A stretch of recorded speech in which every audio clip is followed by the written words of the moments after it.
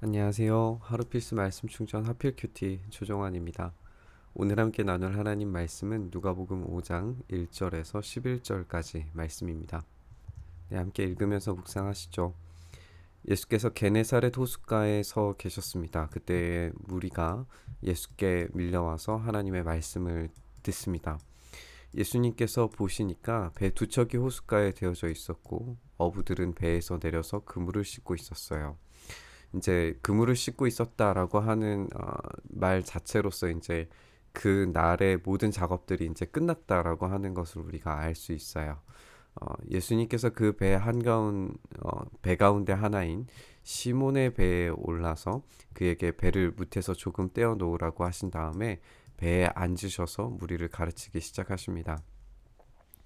이제 시몬을 이미 만난 적이 있죠. 바로 우리 직전에 본문에서 봐서 알지만 시몬의 장모가 열병이 들어서 있었을 때 그를 고쳤던 어떤 모습들을 알고 있는 상태라고 우리가 이해할 수 있어요.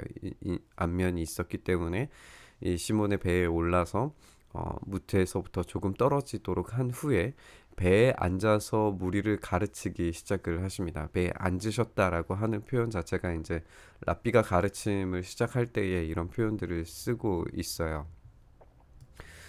예수님께서 말씀을 그치시고 시몬에게 말씀하십니다.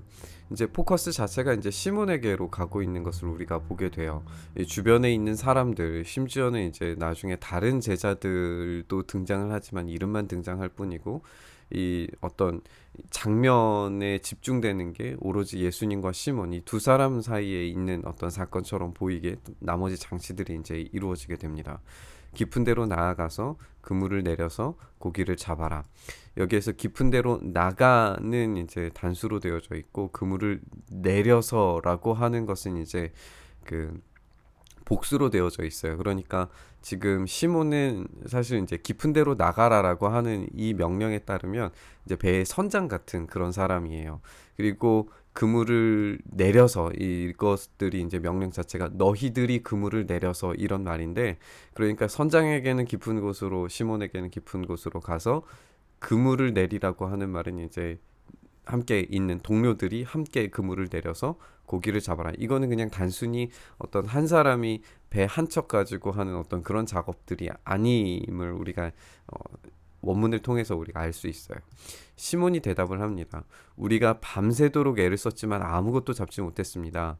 그러나 선생님의 말씀을 따라 그물을 내리겠습니다. 라고 이렇게 대답을 합니다. 우리가 잘 아는 것처럼 예수님의 이 사역의 바로 직전의 모습들을 보면은 이제 아버지 요셉을 따라서 목수의 일을 하셨다는 것을 우리가 기본적으로 알고 있다면 목수이신 예수님께서 이게 뭐 석수인지 목수인지 어떤 다른 직업인지 우리가 확실히 이제 결정하기는 조금 어려운 부분들이 있지만 어쨌든 예수님께서 어부의 역할은 하지 않으셨음이 분명해요. 그런데 오늘 본문에서 이 목수이신 예수님께서 시몬에게 이 배에서 그물을 깁고 고기를 잡는 이 낚시에서는 베테랑인 시몬에게 배의 선단을 이끌 만한 이 선장에게 깊은 곳에 내려가서 깊은 곳에 가서 그물을 내려서 고기를 잡으라고 명령하는 그 이 명령을 지금 듣게 되는 거예요. 그러니까 시몬이 내가 지금 어떤 사람인데, 그렇죠? 밤새도록 애를 썼는데 아무것도 얻지 못해서 지금 그물을 씻고 있는 상태였는데, 그런데 내가 이 선생님의 말씀에 따라서 한번 그물 내려보겠습니다 하고 이제 작업이 시작이 되는 거예요. 그런 다음에 그대로 하니까 많은 고깃대가 걸려들어서 그물이 찢어질 지경이었다라고 이렇게 이야기를 합니다. 그냥 보통이 아니라 그물이 찢어질 정도로 엄청난 고기가 잡히는 거예요. 그래서 다른 배에 있는 동료들에게 손짓하여서 와서 자기들을 도와달라고 이렇게 이야기를 합니다. 그들이 와서 고기를 두 배에 가득 채우게 되면 배가 가라앉을 지경이 되었다. 이건 뭐 우리가 상상할 수 없는 엄청난 일들이 지금 벌어지고 있는 거예요. 이 기적적인 사건. 그냥 보통 단순히 어부들이 경험하는 풍성한 수확을 뛰어넘는 수확임을 알 수가 있어요. 왜냐하면 베드로의 반응 때문에 그래요. 베드로가 이것을 보고 예수님의 무릎 앞에 엎드려서 이야기를 합니다. 주님 나에게서 떠나 주십시오. 나는 죄인입니다. 이 장면이 굉장히 중요해요. 이거는 그냥 보통의 어떤 풍성한 수학 정도의 것이 아니었다는 뜻이에요. 여기에서 베드로가 주님 나에게서 떠나 주십시오라고 하는 것은 신적인 존재와의 만남을 자기가 직접 하고 있다는 것을 알았던 거예요. 그래서 나는 죄인이라고 하는 이 설명까지, 부가적인 설명까지 붙여서 이런 고백들이 나오게 되는 거죠.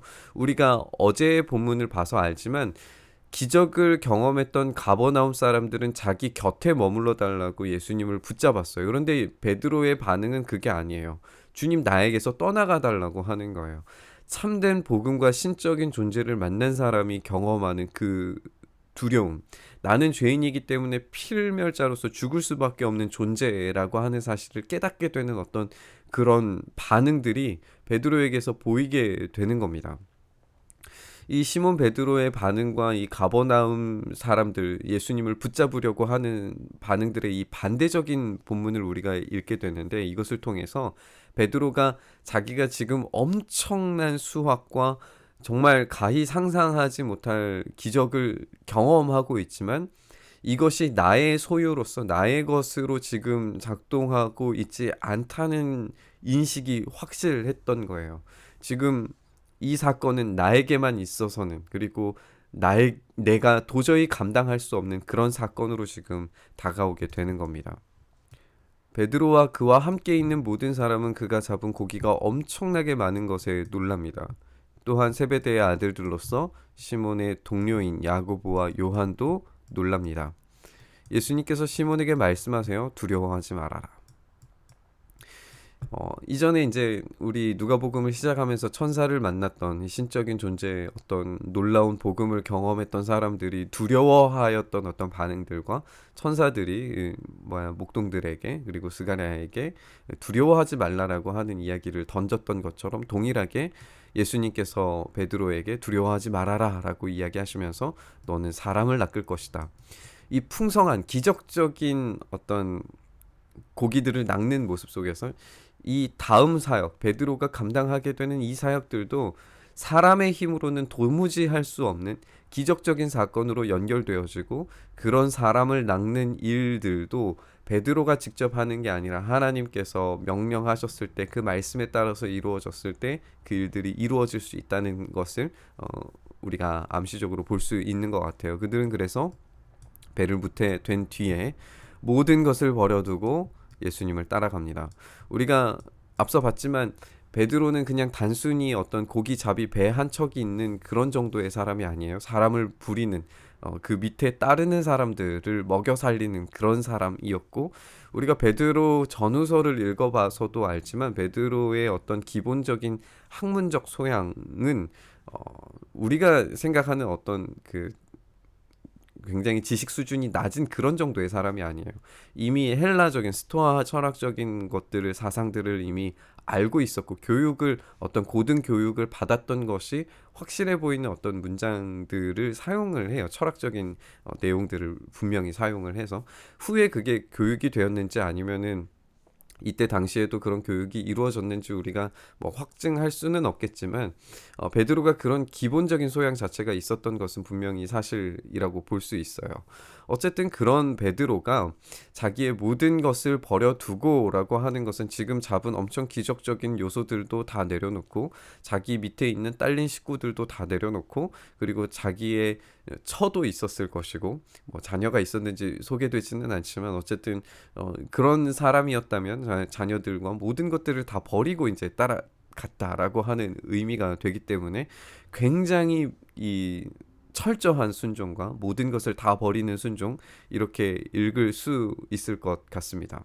사실 전문가들에 의하면 여기에서 모든 것을 버려두고라고 하는 이 모든 것에 나머지의 모든 것, 어떤 재산적인 것들도 다 버렸다라고 이해하는 것은 적절하지 않다라고 하는 것을 다른 본문을 통해서 이제 이야기하고는 합니다. 어쨌든 뭐 모든 것을 다 버렸다, 뭐 여기에 우리가 너무 집중할 필요는 없을 것 같고요. 중요한 것은 베드로의 반응이에요. 베드로가 예수님을 참되게 만났을 때 제일 첫 번째의 참되게 만났을 때, 기적을 참되게 경험했을 때 첫 번째의 반응은 두려움과 죄인이라는 자기 인식과 나를 떠나달라고 하는 요청이었습니다. 그러니까 이게 어떤 인간적인 반응으로서 나에게 이득을 줄 수 있는 누군가를 만나서 그에게서 얻을 수 있는 모든 이익을 다 땡겨 받으려는 그런 인간적인 추잡한 욕심이 아니었다는 거예요. 진짜 신적인 존재를 참되게 마주할 수 있는 그런 모습이었다는 거죠. 그냥 기적적인 어떤 현상만 바라보고 그것만을 보는 게 아니라 그 이면에 있는 참된 신적 존재에 대한 인식이 분명히 있었던 겁니다. 그렇게 했을 때에 예수님께서 이 여전히 불안하고 여전히 부족한 모습의 베드로였을지라도 이 사람을 불러서 주님의 선교 사역을 감당하도록 이제부터 너는 사람을 낚을 것이다 라고 하는 이 명령을 부과하시는 것을 보게 됩니다. 참된 하나님을 만나는 사람들은 나 자신 스스로가 누구인지 압니다.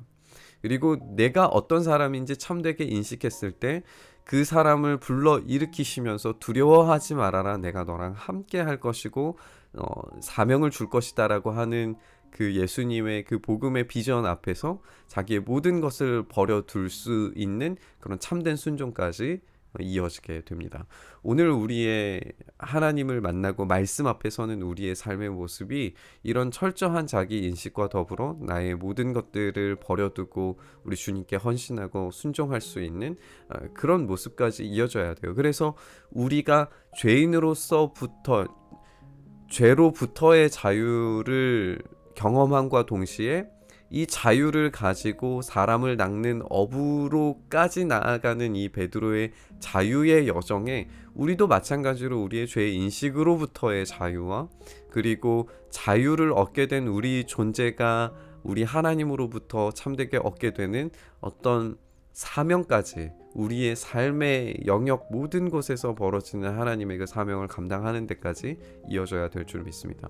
오늘 이 본문을 함께 묵상하면서 나의 자기 인식은 어떤가, 하나님 앞에서는 나의 모습은 어떠한지, 그리고 나에게 주시는 소명에 내가 어떤 식으로 반응하고 내가 버려야 할 것, 내가 포기해야 될 것은 무엇인지 우리가 함께 생각하면서 묵상했으면 좋겠습니다.